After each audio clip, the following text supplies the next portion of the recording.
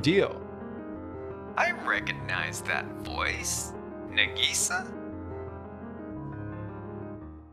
Waku Waku Corporation has agreed to take on the new store construction project. Here are the documents for the deal, Suzuki. Oh, that's a $5 million deal. Nice work landing it. I knew Waku Waku Corporation would take it for that price. See, I told you so, Dad. No, I mean, Mr. Arihara. My name is Keiji Sato. I work in sales at Tokimeki Electronics, a major electronics retailer. I still can't accept how Tokimeki's sales division splits up the work, but I guess that's just how it is. A few days later. Hey, Keiji, where are you right now? You haven't brought in any new deals lately. If you don't land some soon, Suzuki and I are stuck here with nothing to do. If this keeps up, we might have to reconsider your position. Oh, so if Keiji doesn't hand you any deals, you two just end up twiddling your thumbs, huh? I recognize that voice. Nagisa? That's right. I'm actually in the middle of handling the Waku Waku Core deal right now. So could we continue this later? I'm busy. The Waku Waku Corporation deal. That's the one Keiji handed over to me. Yes, and? And? Come on! Our sales department splits the roles between acquiring deals and expanding deals. Our company's been doing just fine with this division of labor since the late CEO's days. Well, I suppose you might not know, since you only became CEO half a year ago. Of course I know. I understand it very well, but the sales department is far too rigid and inflexible. And for the record, other departments don't cling to that kind of strict division of roles. They adjust responsibilities depending on the situation. Well, even if that's true, our department is different, and Carrying on the late CEO's wishes is important. But have you ever actually thought about what his intentions were? of course, anyone would prefer to work in the position they're most comfortable with. I see. I understand. For now, I believe Keiji is the best person for the Waku Waku Core deal, so he'll continue handling it. What? Fine. If you're that insistent, Nagisa, then you must have a reason. But failure is not an option. I hope you're ready for that. Yeah, I understand. Then if you'll excuse me. Are you really okay with this? Me handling the Waku Waku Corporation deal? Of course. You're the one who landed it, right? But I'm... If I thought you weren't capable enough, I wouldn't have gone up against them just to give you this deal. Keiichi, I believe you're right. So trust my decision and give this deal everything you've got. If Nagisa has that much faith in me, then maybe I can believe in myself again. Alright, I'll do my best. That's the spirit. And so, the construction of Waku Waku Corporation's new store began. But soon after, things stopped going according to schedule, and delays started piling up. Hey, Keiji, what's going on here? I heard the construction's falling behind schedule. Sheesh, you went as far as convincing Nagisa to let you handle this, but it's not going well at all. That's because... Suzuki, it's your fault. Eh? Me? Yes. The reason for the delay is that the plan you submitted to Waku Waku Core differs from the one Keiichi originally agreed on when he negotiated with them. Suzuki, you changed the plan? Huh? Oh, I guess I did. Keiichi's plan had the store way too small. That goes against our company policy. So I asked him to make it as big as possible within budget. Small stores don't suit Tokimeki after all. Suzuki made the right call. And Keiichi, why did you propose building a smaller store? Because with our current number of employees, I didn't think we could manage a large new store properly. Come on, have you forgotten the late CEO's vision? Business is meant to keep expanding. If we're short on staff, we just hire more. Exactly. That's how we keep boosting our operational profit every year. The late CEO didn't push for expansion, just to inflate profits, you know. Nagisa, with all due respect, you barely even knew the late CEO, did you? Until half a year ago, you were still the sales director at our rival company. I, on the other hand, worked with him for over 40 years. Frankly, I'll never understand why he chose you as his successor so soon after you transferred here. Just because you were close to him doesn't mean you understood his entire business philosophy. Tell me, do you two actually know what's happening in every single store right now? Of course we do. I see. Then let's go visit one particular store. I think seeing it for yourselves will help you understand what Keiichi and I are trying to say. This is one of the top 3 highest grossing stores in the Tokyo area. The one Suzuki puts the most effort into. And what exactly are we supposed to learn here? Kenta, may I have a word with you? Sure, what can I do you for? If you were to sell this rice cooker to a customer, what features would you highlight? Okay, first of all, I'd focus on how it allows you to adjust the cooking method depending on the type of rice. You can easily tweak how fluffy or firm the rice turns out to match the user's preference. I see. Keiichi, anything about that explanation catch your attention? Well, the feature you mentioned is also available in other brands' rice cookers. So what exactly sets this one apart from the competition? Well, let's see. Maybe the precision of the temperature sensor? This one can adjust in 0.5 Celsius increments, so it can bring out more subtle differences in taste. I see, the temperature sensor. But wouldn't factors like the amount of rice, or whether it's new crop rice, change those results? Can you give me concrete examples of where this model has an advantage over the others?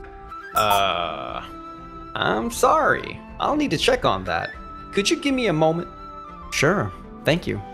Why is he suddenly asking such complicated questions? What is he trying to do? 15 minutes later. I'm sorry. I asked all the staff, but we couldn't come up with a clear answer. That's all right. Thank you very much for your cooperation. As I suspected, most of the responses were straight out of the manual. None of them went above and beyond our expectations. Come on, that's way too nitpicky. This is not fair. Is it? At other rival electronic retailers, they have specialized staff for each appliance who can actually answer these questions. For example, back at my previous company, if I'd asked Keiichi's question about this rice cooker, the staff would have said, compared to other models, this one gives the rice a firmer texture. And that's because the manufacturer specifically designed it with that texture in mind. So the staff truly understood both the product's unique traits and the intent behind its design. It depends on the stores, but we also have locations that feature specialized staff. But, as Keiichi pointed out, our employee count is too low. If we keep pushing for expansion, our customer service quality will only keep dropping. Even at our third best-selling store, the manager himself has to step in and help. That would never happen at other companies. I see. Then it seems there's also an issue with staff training. Kenta, how are you handling employee training? Of course. We focus on polite customer service and making sure every shopper enjoys their experience. And we strictly follow the manual while everyone does their best to be creative. But on the other hand, we don't have enough time for in-depth product training. And there's no one available to teach specialized knowledge. Have you really brought these concerns up with Suzuki? Yes, I've brought this up to him many times, but I see. My attempt to back him up just backfired. What? We just didn't have the budget for it. We can't even afford to bring in proper trainers. I see. So you admit that part, and you're right. We can't spend any more on labor costs as things stand. Exactly, that's why. Do you know why you can't afford it? Because you keep pouring all your extra funds into expansion without ever stopping to reconsider that path. Keiichi chose to step away from constant expansion for a reason. It's because he wanted to create an environment where employees could work comfortably and customers could feel free to ask anything. Mamoru, let me ask you again. Do you know why the late CEO pushed for expansion in the first place? Well, it was to increase profits. Wrong. It was to bring happiness to as many customers as possible. He wanted expansion only if it could preserve an environment that maximized their satisfaction. The late CEO realized that Tokimeki was drifting away from that intention, so he planned to change things with me. Unfortunately, he passed away before he could make that happen. So, Even the late CEO had come to understand that. Maybe so, but if we stop expanding, how will we ever cover labor costs?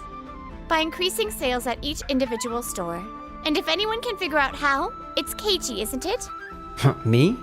Keiichi, you've been visiting stores on your days off, studying them on your own, haven't you? Yeah, you knew about that? Of course. The store managers often talk about it. I had no idea. And it's not just you. Employees across all departments are thinking about what they can do to make this company better. But if you keep locking people into rigid roles and shutting down their ideas, Tokimeki will never move forward. The original purpose of this division of roles wasn't to trap people. It was to ensure they fully understood their responsibilities before moving between departments. This is the first I've heard of that. From now on, once employees like Keiichi reach a certain level of proficiency, if they wish, we'll allow them to switch departments or even change roles. And if you notice something, speak up right away. Keiichi, you understand that, don't you? Yes, if only I'd had the confidence to speak up when the late CEO was still around. I always hesitated, thinking nobody would listen. But now I know, if you don't act when it matters, it might be too late. I realized that, thanks to you, Nagisa. Well, it's no wonder you couldn't say anything with Mamoru, and his son locking everything down the way they did. Now then, you two still don't seem convinced, do you? Of course not. You can't just blow everything out of proportion over one rice cooker. We've been getting results. There's no need to change everything. I see. Well then, if we're talking about putting the right people in the right roles, wouldn't it be fair to say you two are in the wrong ones? Huh? Well, what do you mean by that? Because declining service quality, shrinking sales at some stores, and the inability to cover labor costs, all of that has happened under your watch. Starting now, why not shift your focus from expanding current deals to bringing in new ones, just like Keiichi has been doing? Why us? Because you haven't delivered results. If Keiichi turns out to be unfit for handling deal expansions, we'll switch him back. Keiichi doesn't have a shot. Suzuki's got way more experience and it shows. This one's in the bag. Then let's do it. Nagisa. No negativity allowed. Keiichi, you've got this, trust me. Okay. And so, the sales department underwent a major restructuring. All right, I just landed a $10 million deal. Now I can finally... Good work. All right, Keiichi, this one's yours. Yes, a $10 million deal. Got it. Wait, I was the one who brought that in. Suzuki, a $10 million deal is great, but don't forget to work on smaller deals too. Hold on, I don't get to be involved with a 10 million deal at all? Nope, your role is already set. What about the other employees? They're flexible. They adapt depending on the situation. This is ridiculous. Just bringing in deals doesn't help my sales numbers at all. Yeah, this is so unfair. Mamoru, Suzuki? This is exactly what you two did to Keiichi from the start, isn't it? And now you're complaining. This just proves you only ever wanted to do the easy part. It's pretty shameful to twist the late CEO's vision just for your own convenience. You'll both keep these roles from now on. Got it? Darn it. We've been tricked. After that, I continued to deliver results while the two of them were. If this keeps up, we'll be stuck doing the same work forever. If there's no chance of promotion, then we're quitting. Without a second thought, the two of them jumped ship to another company. But this manual's completely different from the old one, and from the late CEO's vision. How are we supposed to get promoted like this? no matter how they looked at it, the new manual had nothing in it for them, and their patience finally snapped. They ended up clashing with their new boss, got labeled as problem employees, and their reputations tanked. Now, they're stuck complaining while working in a stressful job. That's nothing like what they're good at. Meanwhile, Thanks for bringing these documents. Oh, is this a photo of the late CEO and you, Nagisa? When you were a kid? yes. The truth is, he was my uncle. He used to play with me all the time when I was little. I had no idea. Once I grew up, I joined a rival company, so we drifted apart. But 2 months before he passed away, we had dinner together. That's when he asked me to help this company. And he also told me that there was an employee named Keiichi Sato, and that the company was full of hard-working people like him. Wait, the late CEO? He talked about me? You never know who's watching your efforts. But I promise you this, I'll never overlook the hard work of my people. Not ever. That's incredible. Nagisa, she feels so far out of my league. If I told him I've been thinking about him ever since that day, would he hate me?